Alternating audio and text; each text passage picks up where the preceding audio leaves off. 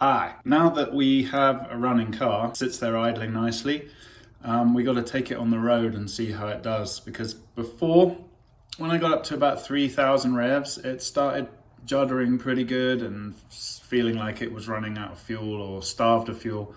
So we're going to take it on a little bit of a road test. But first of all, because cops, I got to put headlights, grille back in the car. Okay, so looks like I left everything labeled. Can't read any of it though, of course, because it sat outside for a year or so, but they look like light fittings.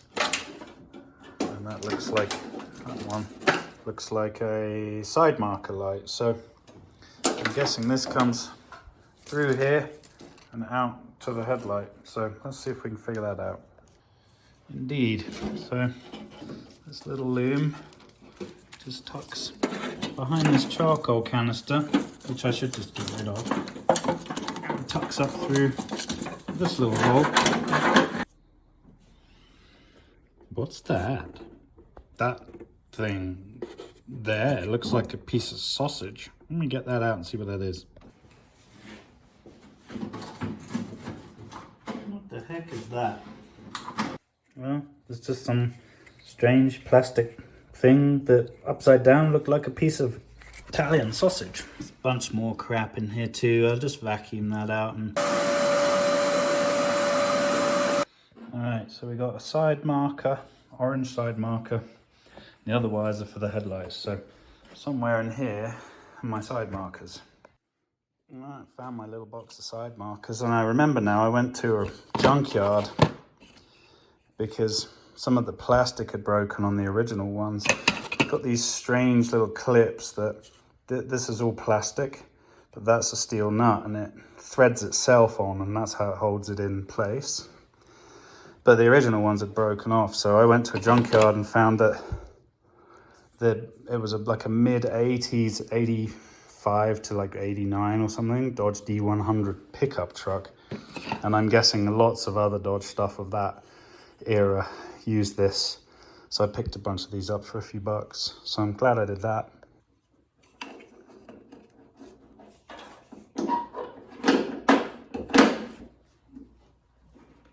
So I decided, rather than lacerating my arm on all of this old metal, to try and get these, there's the side marker and things there.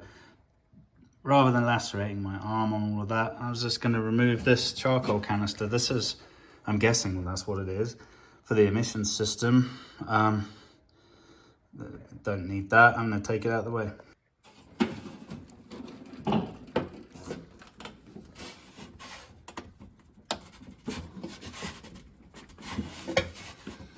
Down. Looks like that. And I think that's all that holds it in. Let's see. So that's a charcoal canister.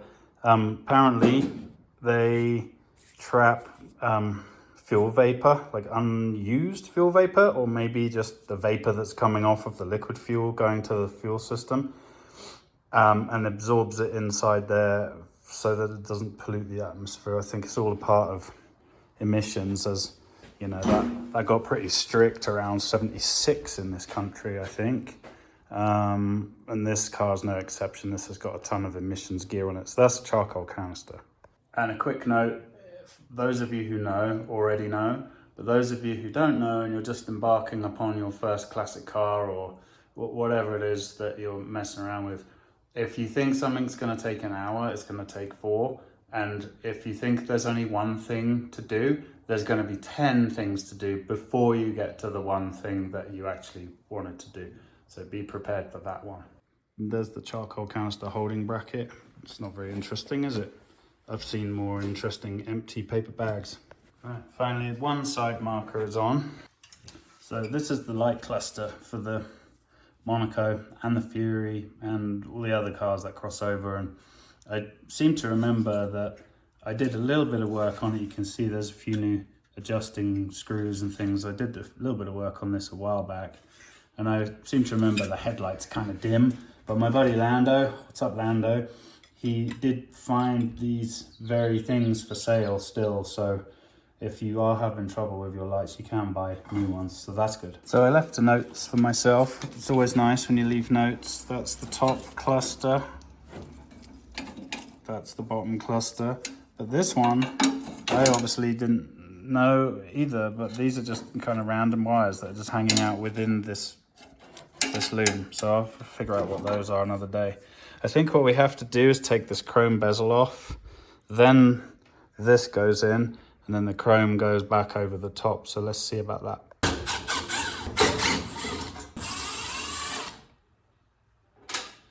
Missing a screw there. Crazy thing about some of these parts, like these, you can't find them. I mean, they're out there somewhere, of course. So it's always nice when you've got a rare car that you can't find the bits you need. All right, so this has got to go in here somehow. Nah. Somehow. That's going to be fun. Right, so I haven't got them in yet, but I was just going to show you. So there's this whole light cluster is a bit awkward to get in here. It'll sit on there. There should be one there, but it broke off when this nose cone was destroyed. And there's another one there, another one there. So let's throw them in real fast. I've dropped these 5/16 little screws about 5,000 times. So this simple job is taking 1,000,000 times longer than it should do. But eventually you'll get there. And of course now this socket is too fat for the gap. So I've got to try and find something 5/16 that's going to go in there, which I have no clue what that's going to be. Found this. I know what you're going to say. It's a whole lot of hassle just for a test drive, isn't it? I'm not planning to go very far, and you're absolutely right. But it is me we're talking about, and if there's going to be some brazen hussy of a policeman waiting at the end of the road, ready to give me a ticket for absolutely anything you can possibly think of, then that's the kind of thing that happens to me.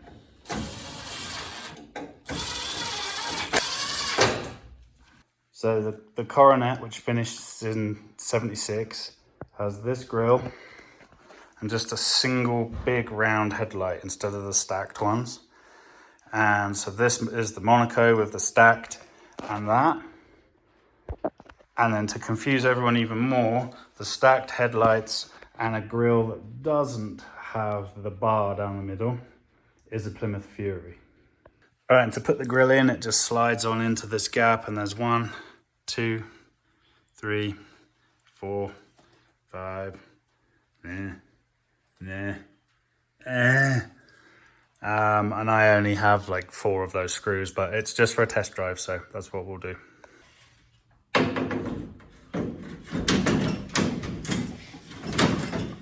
You need a long screwdriver to get this in there. It's recessed pretty far in, so you need a long screwdriver extension. And as if by magic, it's all done. Brilliant stuff.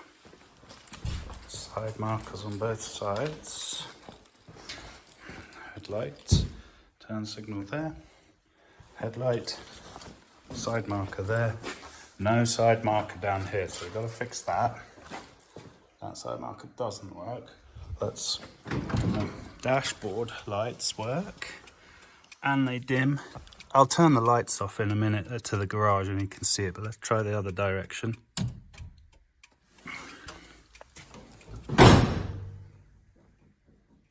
And that one's come on now.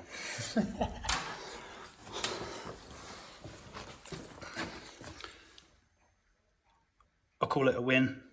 For those of you interested, here's a quick tour of the interior of a 78 Dodge Monaco.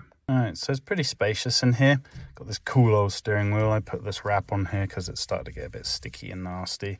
But for the most part, this interior survived pretty well. I did make my own little carpet kit to hide a couple of cracks in the dash, but, you know, show me a car from the 70s that doesn't have a crack in the dash. The door panels are in really good shape. We did put a new kind of, doesn't look like it now, we got to vacuum it up, but we did put a new carpet kit in. This is a bench seat, which is trash, so I've got the seat cover over it. Headline is really nice. And And there's a ton of space in the front. There's actually more space in the front than in the back. These used to be taxis and police cars, so you must have been crammed in there. Anyway, so it's a column shifter. It's got the 727 torque flight, which is apparently fairly reliable. On the dashboard here, we've got, there's the headlights that come on, and you can turn it left and right to make the dials brighter or dimmer. There's wipers. There's just a speedometer, and that's 102,000 miles. Temperature gauge and fuel gauge. There's an oil pressure gauge, if you can even see any of that.